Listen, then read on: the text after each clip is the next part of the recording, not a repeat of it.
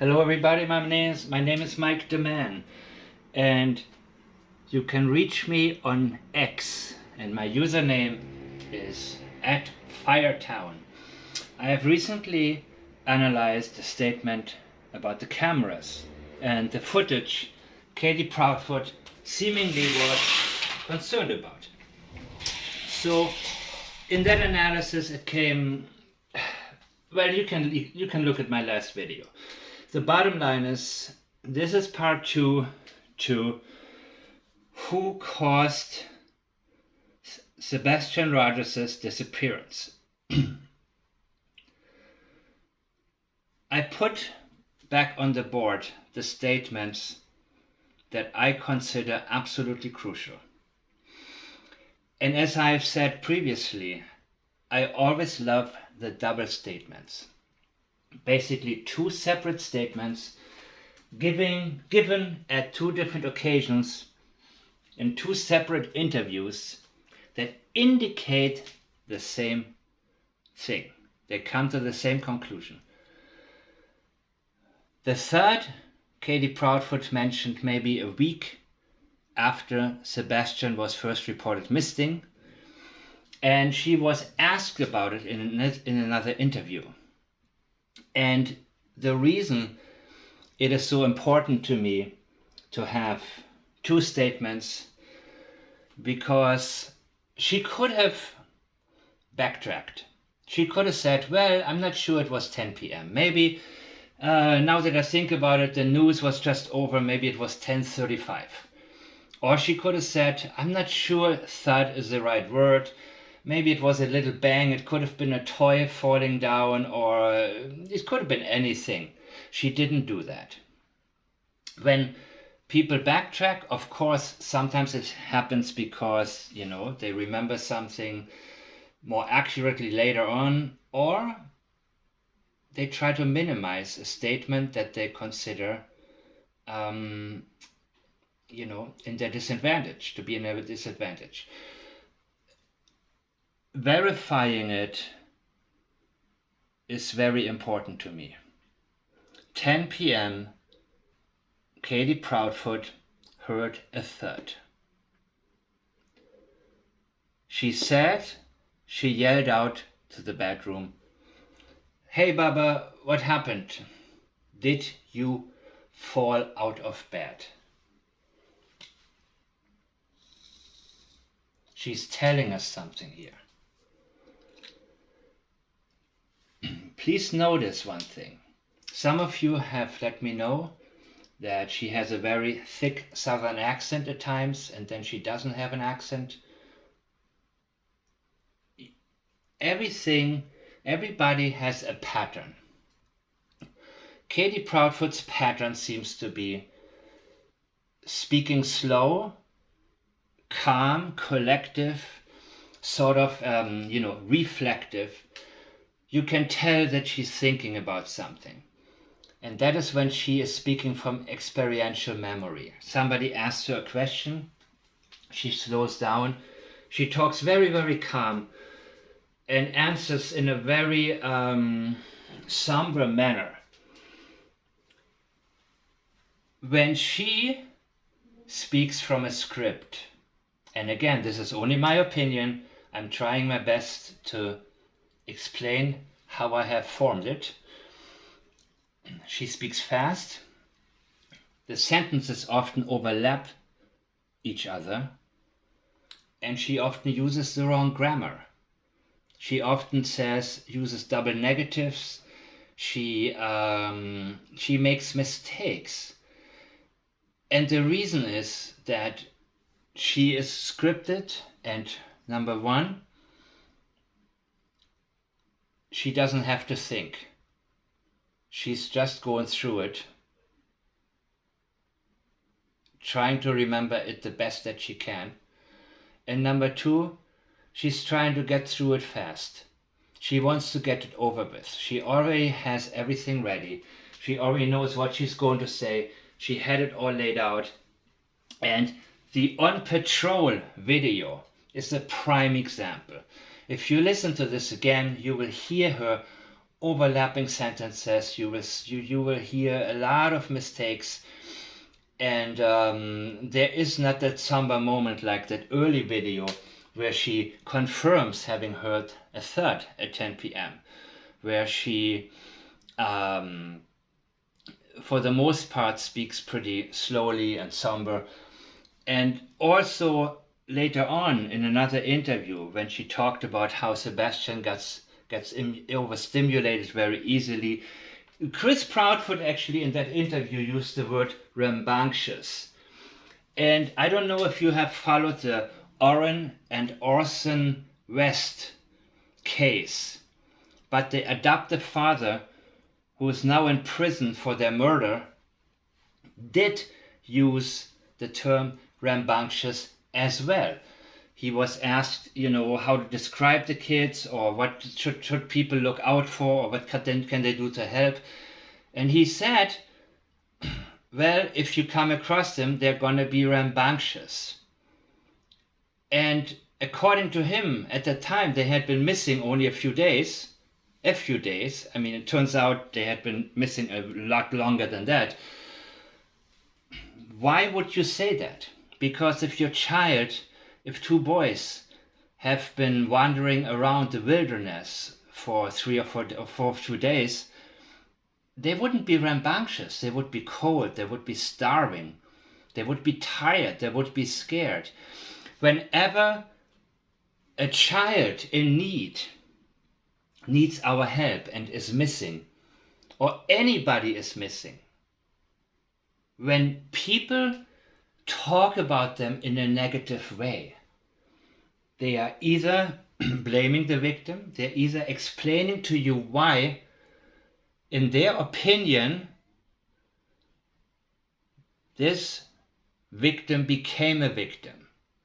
Meaning, they are letting you know what preceded whatever took place that caused their actions, or that they believe is responsible for their own actions. They're trying to tell us, basically, we had to do what we did, or what we did was not a big deal, whatever that may have been. They are victim blaming. And when that happens, because, I mean, we all know whenever people go missing, they have interviews with people who knew them. And in these interviews, they always say how wonderful these people were or are. And that is actually a pretty normal thing that's happening. This is pretty normal to happen. I know Norm Macdonald made the joke about it, like how it is normal that when somebody is in need, or somebody is missing, or somebody has died, for people to completely let down their defenses. They look at the person only in terms of what they have suffered, what they might be going through. To say one bad word is a complete contradiction, even if it was a very difficult child, even if that child had a mean streak, which Sebastian did not. You are not expected to use any kind of words that are putting the child or the missing person into a bad light. That is a red flag right there. Something like that needs to be flagged. And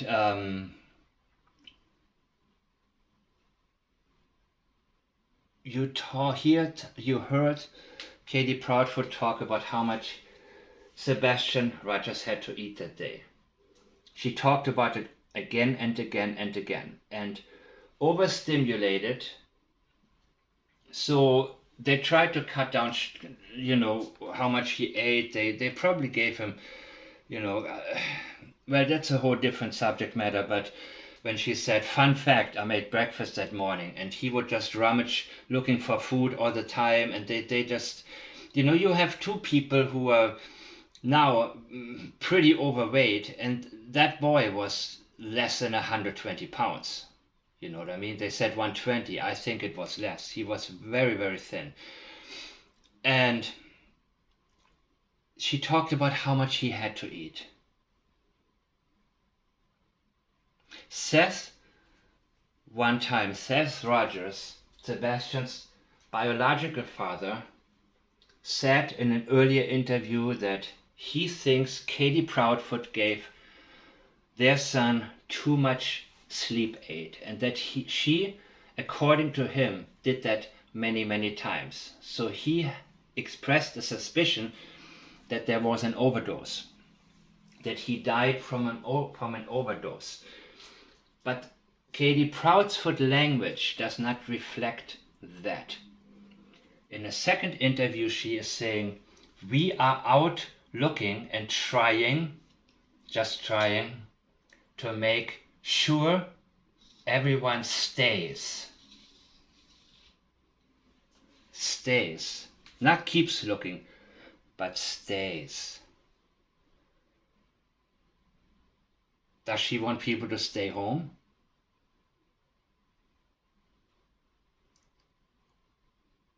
You see, we are using words for a reason.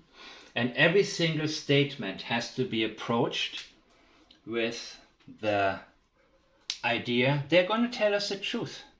We want them to tell us what happened. I believe him. I believe her. They have to talk us out of that.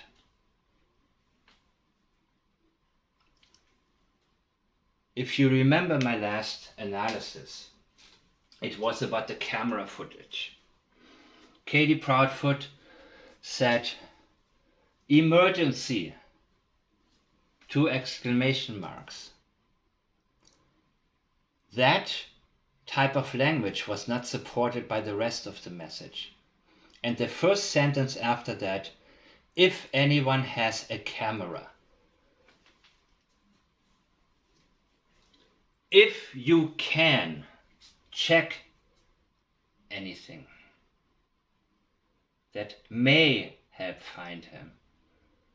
There is no urgency in that. There are 2 qualifiers. You need to have a camera and you need to be able to look. That was also a double statement. Previously, after that, she made a statement where she said, we haven't been able to find anything to prove. We are used to living in a society where white lies are often normalized. And many times we hear, CEOs of a company or speakers or politicians, or we hear a lot of flowery language that actually has a lot of red flags. It is very, very normal in our society. And it cannot be overlooked. We think, okay, if these people use that kind of language, then I guess it's okay. No, people will tell you what happened within their wordings. So she says, everyone stays looking and doesn't let his face fall to the bottom. Let his face fall. The fall again. Did you fall out of bed? Face fall to the bottom of the feet. Now one more time. I believe her. I believe that he fell out of bed, his face dropped, and he had a lot of sleep aid in him because he would not calm down. He was overstimulated. And now imagine a boy less than 120 pounds. All day he's eaten junk food and some good food. But he's eaten. All of a sudden, he gets medicated, and it's too much medication. So the toxins are building up. What does your body try to do? Your body wants to get rid of these toxins. So it's a good chance that he tossed and turned, either vomited or tried to vomit. And he fell out of bed. And mind you, if you have too much sleep aid or any type of such medication in you, your muscle reflexes do not work the way they normally would. So for example, if you fall, you trip somewhere, you fall, you will break your fall, you instinctively react, your reflexes kick in, and even if the fall is bad, you still have the reflexes to at least make it a little less bad. But if you are so medicated that your body is completely limp, imagine rolling over and rolling out of bed and none of these reflexes kick in. This is the opinion I have formed. I think that Sebastian Rogers was over-medicated. I think that he fell out of bed. And I think face first he went down, and that the 10 p.m. thud came from Katie Proudfoot's experiential memory. Please send me any statements you would like me to look at. My ex name is at Firetown. Everything I am stating are my thoughts and my thoughts only. I am looking mostly for early statements. Statements made not too long ago after Sebastian Rogers was first reported missing. Especially statements made by Katie Proudfoot, some by Chris Proudfoot too, but I am avoiding any of the new interviews that they are giving because they haven't been helpful to me. The best ones are the ones where everything is still fresh. I've not heard a recording of when they called the police, the non-emergency line. It would be great to have that one. That actually would be the most.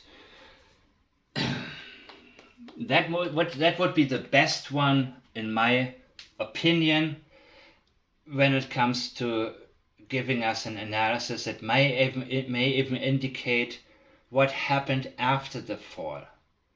What happened after? What happened to the body? How did everything play out afterwards? That would be that could be very, very revealing. But again, there is a reason she is talking about how much food he had. There's a reason both Chris and her were telling us he's often getting into your face. Sebastian, he hasn't learned not to get into people's face, to respect your space. He gets rambunctious, he's overstimulated, and when Katie Proudfoot spoke about that, she was very humble and thoughtful. You can tell her face changed, everything. That duping delight that kicked in many, many times during her interviews. And I've posted before the video where you can see it in slow motion. There was none of that. And every single person has a certain pattern. These patterns can help lead us towards the statements that we need to focus on.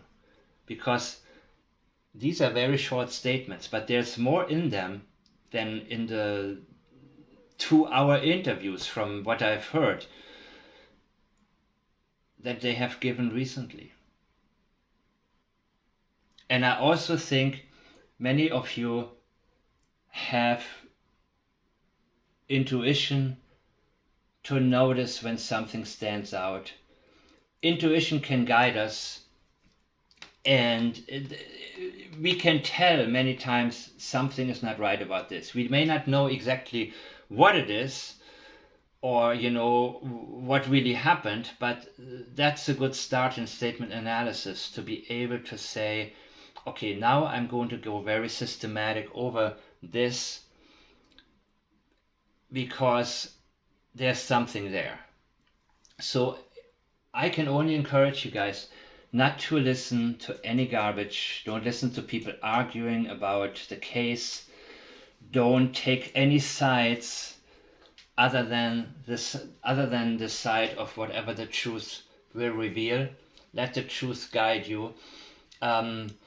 If anything, like for example Chris Proudfoot's interviews talking about beating Sebastian, if they irritate you, you have to cut all of that out. You have to have an emotional distance in order to be able to properly analyze something, because I am only looking at the words that the person gave us.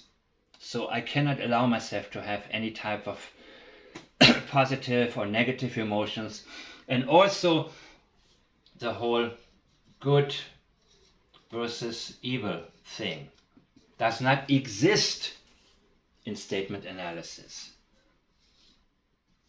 Because many times the good guy did it, and many times the evil person wasn't even there. So always be very careful not to create a villain in your own mind. I've stated it before that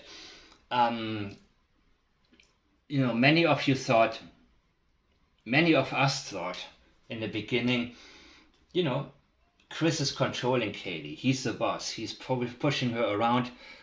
I don't think that at all. I think it's very much that she is in charge. I think she has a far higher IQ. I think she is also a sociopath. And that means she's often able to lie in a way that it will check out as a reliable statement if you only use regular basic statement analysis. And many have fallen for that and spent far too much time on Chris Proudfoot, who is an abuser. We have proven that again and again. He wanted Sebastian out. That had, of course, something to do with what took place, in my opinion, because there's a difference between, an accident and something that happened because somebody stopped caring enough about their child. This was not an accident. This cannot be categorized as that. No matter how much Sebastian had to eat, no matter how overstimulated he was, if administering too much sleep aid was what created the 10 p.m. thought, because he fell out of bed face first, then let the courts decide. One more time, these are my thoughts and only my thoughts. And thank you guys very much for watching, listening, and hopefully passing on this video whenever people argue about the case. Let's get back to the basics. Let's remember there is a boy who's still missing. The case is not closed, the case is ongoing. Stay away from misinformation and disinformation. Focus on this. We need to find out what happened, and if there's somebody responsible, that person or these people need to be held accountable.